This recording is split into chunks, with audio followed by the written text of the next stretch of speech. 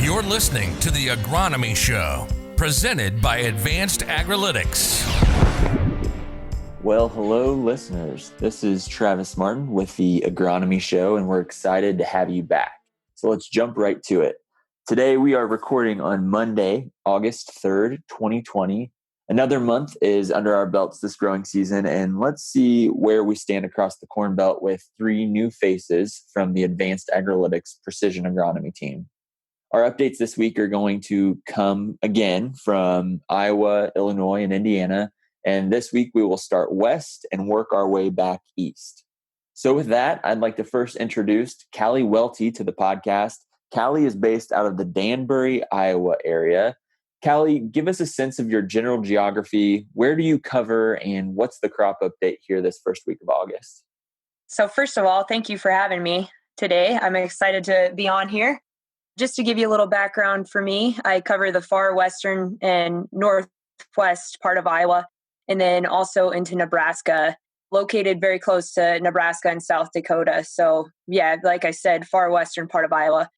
We're seeing a nice crop out here. We went through a period of some pretty extreme heat and drought conditions. I do think we probably put our corn to the test in the month of July, and probably in some instances, we may see a little reduced pollination just due to those hot and dry conditions. For the month of July, we accumulated just over half an inch of rain total until last Wednesday, where we were fortunate to receive a very much needed inch. We have cooled down with a 5-day period here of temps in the 70s during the day and actually even reaching the 50s at night. So that should help us out nicely with grain fill and then also hopefully result in some heavier test weights for us. Thanks for the insight, Kalli. So with that, the question posed to you this week, what's the general pest update for growers in your general area? And this can be corn or soybeans, but what are you seeing these days? Yeah, one pest that I really have on my radar this year is corn rootworm. It's a hot topic for everyone, but I think we are starting to see it pop up in some of these fields that maybe have been corn on corn for a number of years. I would suggest if you do potentially have a field that is showing some signs of goosenecking, don't just chalk it up as maybe a hybrid or a wind issue. A big thing is to go out to that field and actually do a push test with the stalks, dig up some roots. This will give you an idea of what's happening down below. That corn rootworm larva is feeding on root tissue, and it can create a very unstable root system and for stalks as well. It only takes losing 2 to 3 roots to start impacting the yields, and especially when we are under the drought stress and drought conditions that we have been under. So in some cases, you may see large populations of the adult corn rootworm beetles still present in the field. And knowing that this is an issue is important, not only for the spraying purposes, but still for harvesting. You'll likely want to harvest that field before some of your other fields just to avoid further green snap. And it's a good time to also start thinking about changing out crops for the next year. Another pest I think is important to mention right now, and just with the conditions that we've been seeing, is the spider mite. They can be found in both corn and soybeans and typically reach damaging levels actually right about now. So we're looking at that late July to early August period is kind of where they start reaching those damaging levels. I think these guys are important to bring up because they like those hot and dry conditions, and the populations can really increase pretty rapidly. They injure the plant by sucking contents out of leaf. So in soybeans, we're going to notice kind of a white, yellowish spot on the leaves, and then also on that underside of the leaves too. I would say the best place when you're looking in fields is actually right along the border, the field borders. If you do some scouting and come to the conclusion that you need to spray, there are several insecticides that are labeled for controlling spider mites, but I would warn just to be cautious that there are also some insecticides that have been known to increase severity of the infestations and actually can cause populations of the spider mite to increase. Thanks for that, Kalli. Really good insight on what to look for and also how to apply some knowledge there if you come upon it. So with that, next we're going to move over to Illinois, to the Effingham area, where we're going to link up with Ben Marks. Ben, tell us about the general region you work across and what are some of the common themes you're seeing right now with growers? Yeah, absolutely, Travis. Really appreciate the opportunity to be on the podcast here this morning, being the second week, I believe, of the Agronomy Show. So for those folks on the podcast here today who are maybe not familiar with myself, my name is Ben Marks. I'm a precision agronomist. I cover the east, I guess you call it southeast part of the state, essentially Effingham to the east, and then Champaign to the north, and Route 50 to the south, all the way to the Indiana border. Working with a number of growers in the area. And I would say from a development standpoint, crop development standpoint, here to date, I'd say we're a little bit different to the east as maybe Kalli has been experiencing, obviously talking to that of spider mites. We've been plenty wet here in the month of July. Actually had 3.5 inches here over the weekend here at my house. And, I'm going to focus more on the soybean front today, but I would say to Kalli's point on rootworm, we're in a very heavily double pro market here on the corn front. But I would say here as of lately, I have noticed a handful of corn rootworm beetles, especially in corn on corn situations this direction. So definitely something to keep on the radar. But in terms of overall crop performance and crop health, obviously said been plenty moist here lately, but things are off to a pretty good start here into the first part of August. Nice. Thanks for that, Ben. And Ben, the question for you today then is, like you noted, kind of directly related to soybeans. So what diseases are you seeing right now in soybeans, and what kind of impact do you think these more recent heavy rains will have on late season soybean development? So great question. I think I'll first pose by talking a little bit to planting date. I like to bucket our planting dates into really two different categories. That being, we had some beans go in the early part and then later part of April. So we'll call those the April planted date, as well as our mid-May planting dates as well. Our April planting dates are really in that R4 to R5 growth stage, 3/4 inch pods in the upper foremost nodes, and then really beginning that seed development. And then those later May planted soybeans typically are in that R3 to R4 timeframe or growth stage. And as I begin to think about disease, there's really 3 key diseases that I've been seeing as I've been out in the field. And those are around Septoria Brown Spot, Bacterial Leaf Blight, as well as the early onset of sudden death syndrome. And while all 3 of these diseases are all soil-borne diseases, meaning, we have inoculum in the soil that as we continue to get ample rainfall and splashing up onto that leaf surface, we begin to obviously create an environment that's more conducive for a lot of these diseases. But to focus on a few of these in particular, Septoria Brown Spot, obviously affecting the lower part of the canopy. We see it about every year. And as you begin to pull back the canopy, you can see those heavily infested leaves rapidly turn yellow, and you'll have premature defoliation in that lower part of the canopy. Obviously not a disease that we're really targeting with our fungicide application because, it's in that lower 1/3 of the canopy. And again, while it's important, 80% of our yield comes from about nodes 7 through 16. So there again, our main focus of fungicide is not to control Septoria Brown Spot, but it's definitely something to keep on our radar and monitor throughout the season. Bacterial leaf blight, really some minor yield impacts associated with that disease, but have been seeing some more sudden death syndrome here as of lately. And what that is, it's that interveinal chlorosis, so that yellowing of the leaf surface, and then necrosis to follow, so the premature death of some of those soybean plants. And that's something to keep on our radar here. Really not controlled, again, by fungicide per se, but we can be more selective with our varieties in the future and or use products to help mitigate against some of these diseases. And I would say, as a watch out in the coming weeks, what I've kind of got on my radar, and I would caution a lot of our listeners here to keep an eye out for, would be frog eye leaf spot in the coming weeks. We've been plenty moist here around my given geography, and this disease tends to come in late, again, overwintering in the crop residue, can cause severe premature leaf drop, and pods can actually become infested. I would like to make mention that, in terms of treatment for frog eye leaf spot, there has been known traces of trabilurine resistant populations of frog eye. So really working with your retailer and our agronomists like ourselves to make sure that we're going out there with the appropriate product in these kind of circumstances. So that kind of addresses my disease findings here for the last handful of weeks. And really to make mention, Travis, you asked about what kind of impacts this has for the heavy rains, what kind of impacts they have on soybean development moving forward. And really, I'd like to focus on that wetter acre is really going to be of chief importance for us as we continue to see these heavy rainfalls, and being able to monitor nodulation and making sure we've got a healthy plant in those especially saturated acres. So really that's kind of a big watch out here for the coming weeks. And that's kind of my update on the soybean front. Great. Thanks, Ben. Really helpful for those folks who are experiencing those rains, as you mentioned. And finally, for today, we're going to wrap up in Indiana with Lucas Windell. Lucas, what's up in your part of the world? Give us a sense of your geography and a crop update. So geography for me would be south central Indiana, the Shelbyville area, Greensburg, even up into Rushville, Indiana. Crops are looking actually pretty good.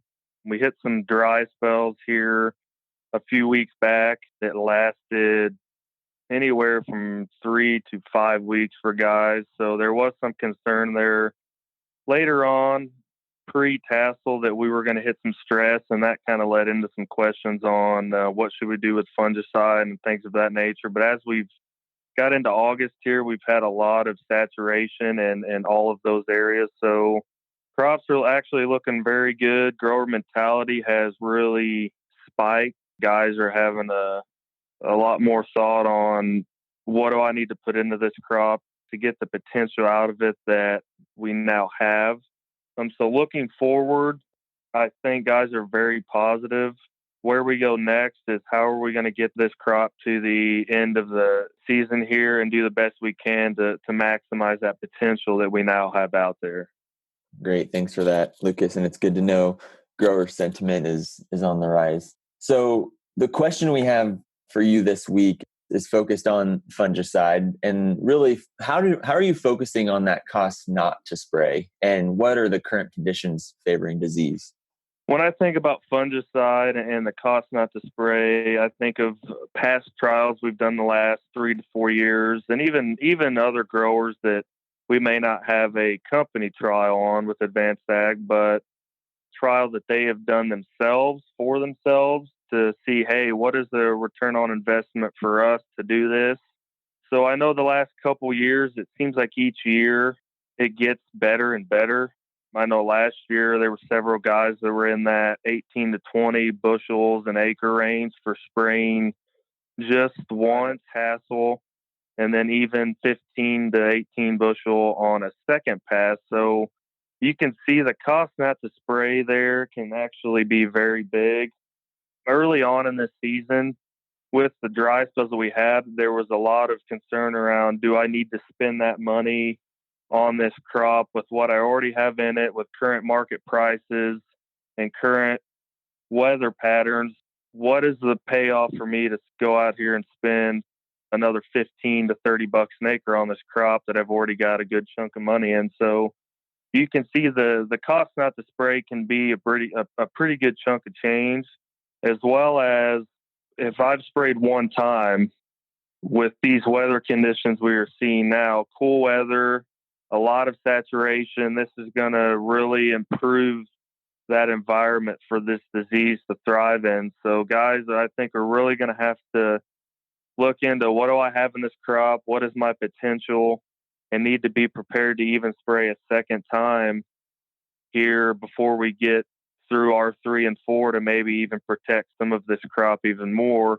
And that's going to differ from grower to grower, right? Some crops in certain areas may not have that high potential. So I can understand that the thought of spending more money on that crop that may not have that potential may not return anything on that investment. So there's going to be a lot of thought, I think, here at the end of the season to what does that cost not to spray, but also what does that cost to not spray the second time if they have that potential out there.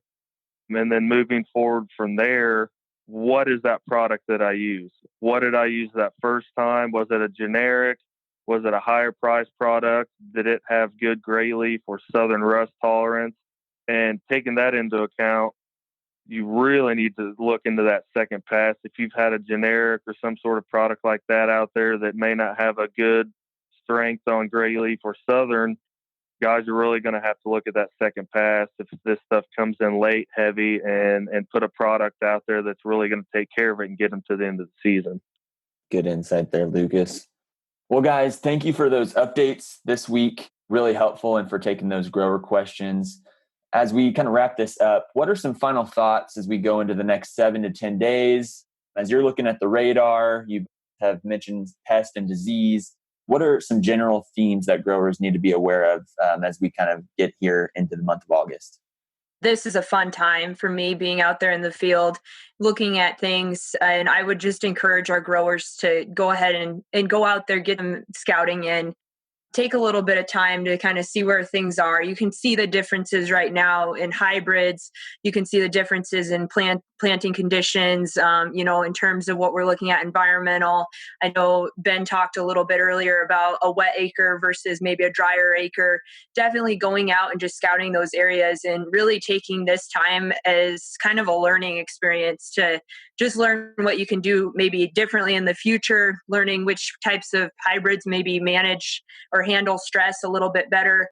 It's just a good time for that in general. So I would definitely encourage our listeners to just get out there and get to know kind of the conditions and look at things kind of more in depth, because it'll be a good indication, hopefully, and for what we can do differently next year. And then also hopefully for going into harvest, kind of what to expect on those fields. Great question, Travis. For our listeners, I think the next 7 to 10 days are going to be extremely important for one of two reasons. I think we need to continue to monitor a lot of these later planting dates, especially into May and June, that may have the potential to encounter some late season soybean diseases, such as that of frog eye leaf spot. And also, I think it's worth mentioning the 7-day forecast as well, with nighttime temperatures in the mid to upper 50s. And although I'm very optimistic about our soybean crop, cool nighttime temperatures can hinder photosynthesis for a lot of these soybean plants. High respiration in turn is actually a good thing to help get rid of some of that starch buildup during the day. And, the potential for high soybean yields, I really think is there, but we just need to make sure we can help this crop finish strong. My main concern that growers need to be aware of is growing complacent here at the end of the year. I think a lot of people, and I'm going to generalize this, a lot of people, once they get fungicide on, they feel good. We've got fungicide on, we feel safe, the crop's in good shape. But as I saw yesterday, I was in central Illinois in a field south of Champaign, actually, the east side of Illinois, and a field had been sprayed 7 days prior. So you would think that you wouldn't have to worry about that field, and I would assume that a grower sprays that and would think, okay, the disease pressure in this field is going to be low. I don't have much to worry about, at least for what the label says on the time frame. So as I was in that field, gray leaf pressure was low, northern pressure was low, but I actually found southern rust on several leaves in the lower canopy that was not killed. It was still pustulating very well. So my main concern is that guys use a product like that may not have the strength to take care of a disease like southern rust, and they spray these fields and southern rust comes in 5 to 7 days after that spray event and then takes those fields over, and that stuff can really do some damage quick, especially in that R3 and R4 stages, taking up that green leaf area that plant needs to capture sunlight and feed that ear. That is my main concern. Secondly is there has been a pretty big hatching of corn rootworm beetle that we've seen in parts of the states. So as we've looked at the pressure of corn rootworm over the last 2 years, there just hasn't been in a majority of Indiana. I would say in the northwestern part is where my main concern would be. There hasn't been a large pressure of corn rootworm to worry about. So in the back of my mind, I'm thinking, when are we going to see this insect pop back up, and are we going to be prepared for it? And I think a lot of acres that have been out there have been, I wouldn't say ill prepared, but I don't believe have been thought of on the terms of, do we need to worry about corn rootworm, because we haven't had that pressure in the last 2 years. So moving forward, I think that is my main concern. We've seen big hatchings this summer. So when are we going to see that insect become a problem again? When are guys going to have to start changing hybrids and really paying attention to what they're putting on the field, where they're placing that hybrid, possibly using some insecticide in furrows, things like that. that guys may need to look forward to in the coming years to prepare for corn rootworm that may pop back up here in the coming weeks. So those are my main concerns. Thanks, Lucas, as well as Kalli and Ben for those thoughts going into the next 7 to 10 days. And with that, folks, we want to thank you for listening in. Please subscribe wherever you listen, Apple Podcasts, Spotify, or YouTube. Also, don't hesitate to give the Agronomy Show a quick follow on social media. And if you have questions for our agronomy team for next week's episode, you can submit them at theagronomyshow.com. With that said, everyone take care, stay safe, and we'll talk to you next week. Thanks for tuning in to the Agronomy Show podcast. For more information on the Agronomy Show and Advanced Agrilytics, head to advancedagrilytics.com.